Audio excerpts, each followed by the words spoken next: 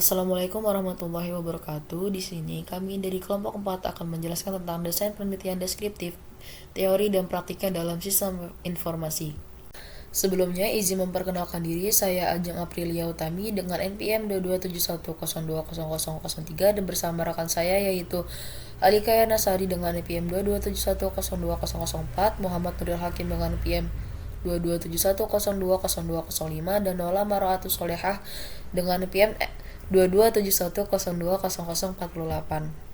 Di sini saya akan menjelaskan tentang pengertian desain deskriptif dan juga tujuan utamanya. Yang pertama ada pengertian desain deskriptif. Desain deskriptif atau penelitian deskriptif adalah salah satu jenis penelitian yang bertujuan untuk menggambarkan suatu karakteristik ataupun fenomena tertentu secara sistematis, faktual, dan juga akurat. Pada desain ini, peneliti hanya berfokus pada memaparkan kondisi saat ini saja, tanpa adanya intervensi ataupun memanipulasi terhadap variabel yang sedang diteliti. Penelitian deskriptif tidak bertujuan untuk menganalisa hubungan sebab akibat, melainkan hanya memaparkan kondisi yang terjadi dengan apa adanya.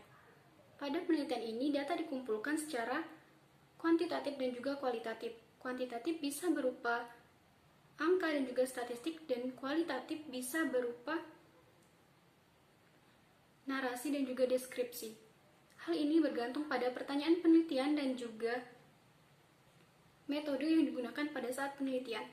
Adapun hasil dari penelitian deskriptif ini biasanya menyajikan suatu informasi yang bisa dijadikan sebagai dasar untuk penelitian lebih lanjut ataupun sebagai alat untuk pengambilan suatu keputusan. Pembahasan selanjutnya yaitu tentang tujuan utama dari desain deskriptif atau penelitian deskriptif. Penelitian deskriptif memiliki tujuan utama yaitu untuk menggambarkan atau melukiskan suatu kejadian, peristiwa, ataupun gejala tentang suatu kondisi yang benar terjadi pada saat penelitian. Dengan kata lain, penelitian ini hanya menggambarkan secara akurat dan juga menyeluruh tentang suatu kondisi tersebut tanpa menyelidiki adanya hubungan sebab akibat. Adapun tujuan penelitian deskriptif secara spesifik antara lain, yang pertama, mendeskripsikan karakteristik suatu populasi. Yang kedua, menganalisis suatu peristiwa. Yang ketiga, mengevaluasi suatu program ataupun kebijakan. Dan yang terakhir yaitu menyajikan data dasar untuk penelitian lebih lanjut. Ini saya akan menjelaskan tentang metode pengumpulan data. Penelitian deskriptif bertujuan untuk memberikan gambaran yang akurat tentang suatu fenomena. Untuk mencapai tujuan ini, peneliti perlu mengumpulkan data yang relevan dan representatif. Beberapa metode pengumpulan data umum yang digunakan antara lain yang pertama adalah survei. Adalah metode pengumpulan data yang melibatkan penyebaran kuesioner kepada sejumlah responden. Kuesioner dapat berupa pertanyaan terbuka atau tertutup. Yang kedua yaitu wawancara. Adalah metode pengumpulan data yang dilakukan melalui percakapan langsung antara pewawancara dan responden. Wawancara dapat dilakukan secara tatap muka, telepon, atau online. Yang ketiga ada observasi, yaitu metode pengumpulan data dengan cara mengamati langsung suatu fenomena atau perilaku. Observasi dapat dilakukan secara terstruktur atau tidak terstruktur. Yang selanjutnya yaitu manfaat desain deskriptif. Yang pertama yaitu pemahaman mendalam tentang fenomena desain deskriptif memungkinkan peneliti menggali informasi yang lebih dalam dan rinci tentang suatu fenomena. Ini sangat berguna ketika peneliti ingin memahami perspektif, pengalaman, dan makna yang diberikan oleh partisipan terhadap suatu peristiwa atau kejadian. Yang kedua yaitu fleksibilitas. Desain deskriptif dapat diterapkan pada berbagai macam subjek penelitian dan sangat fleksibel. Peneliti dapat mengubah pertanyaan dan teknik pengumpulan data untuk memenuhi kebutuhan penelitian. Yang ketiga yaitu menjaga integritas alami fenomena. Penelitian ini menjaga fenomena yang diteliti secara alami karena tidak ada variabel manipulasi.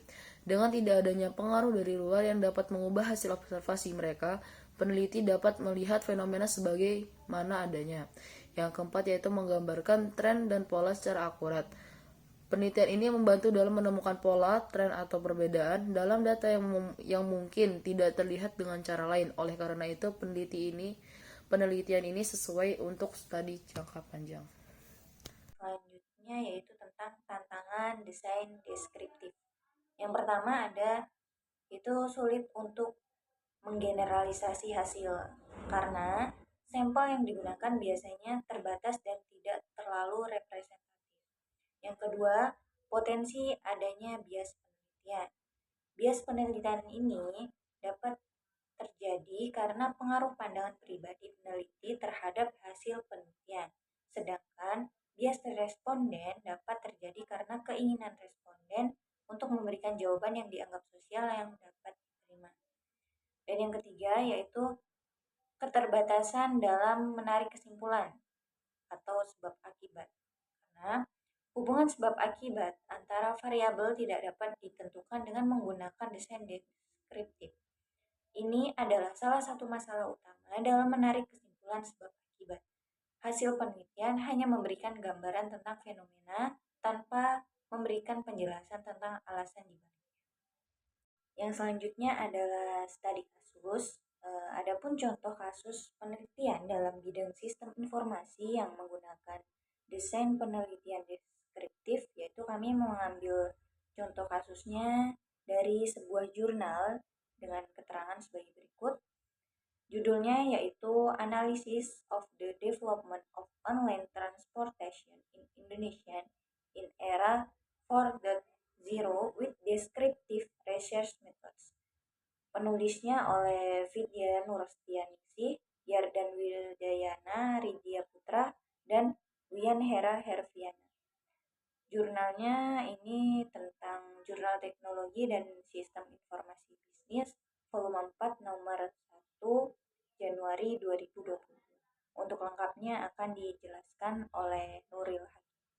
Di sini saya akan membahas tentang adapun penjelasan detail mengenai studi kasus yang kami ambil adalah sebagai berikut.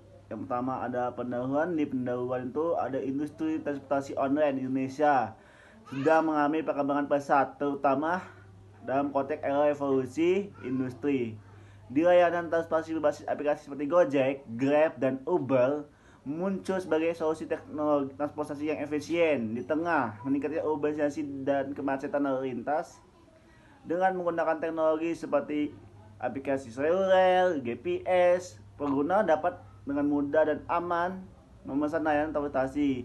Tujuan penelitian ini adalah untuk menjelaskan bagaimana perkembangan industri transportasi online dan dampak inovasi-inovasi industri. Yang kedua ada tujuan penelitian ini. Penelitian ini memiliki dua tujuan utama. Yang pertama mempelajari perkembangan industri transportasi online di Indonesia. Dan yang kedua, menganalisis peran inovasi 4.0 dalam memajukan industri transportasi online Indonesia. Dan ada metode penelitian. Penelitian ini dilakukan melalui pendekatan deskriptif dengan tujuan utama untuk memberikan gambaran menyeluruh tentang evolusi industri transportasi online. Data sekunder dikumpulkan dari berbagai sumber. Ada seperti artikel, literatur, dan situs web. Penelitian ini menggunakan tinjauan pustaka untuk mengumpulkan informasi tentang kemajuan teknologi dan informasi dengan dalam industri transportasi online, termasuk peningkatan jumlah pengguna, inovasi, layanan, dan perubahan dalam pola konsumsi transportasi Indonesia. Selanjutnya ada analisis dan pembahasan. Penelitian ini mengungkapkan bahwa industri transportasi online di Indonesia mengalami perkembangan pesat yang sering dengan penerapan inovasi 4.0. Berikut adalah beberapa temuan penting dalam analisis dan pembahasan. Yang pertama itu ada pertumbuhan layanan transportasi online. Layanan seperti Gojek dan Grab telah berkembang pesat sejak diluncurkannya, dan Gojek yang diluncurkan pada tahun 2015 menjadi salah satu layanan terpopuler di Indonesia. Inovasi seperti GoPay dan GoFood telah meningkatkan nilai layanan. Kemungkinan transaksi online tidak lagi sebatas antar jemput, namun mencakupi layanan pesan antar, makanan, dan pembayaran digital. Ada dampak inovasi dari 4.0. Digitalisasi layanan transportasi ini dibantu oleh inovasi 4.0. Ada teknologi seperti GPS, pembayaran digital, dan aplikasi mobile, membuat layanan lebih efisien, nyaman, dan aman bagi pengguna. Ini juga meningkatkan persaingan antara perusahaan teknologi dalam menawarkan solusi transportasi yang lebih canggih. Dan yang ketiga ada tantangan dan kompetisi Selain itu, penelitian menunjukkan bahwa pengemudi konvensional menghadapi kesulitan karena kehadiran transportasi online. Demokrasi pengemudi kendaraan konvensional menunjukkan dampak sosial dan kemajuan teknologi ini. Terima kasih. Selanjutnya saya akan kembalikan kepada moderator. Baik, di sini saya akan menjelaskan tentang kesimpulan. Studi ini menemukan bahwa layanan transportasi online di Indonesia seperti Gojek, Grab, dan Uber telah mengubah cara orang menggunakan transportasi.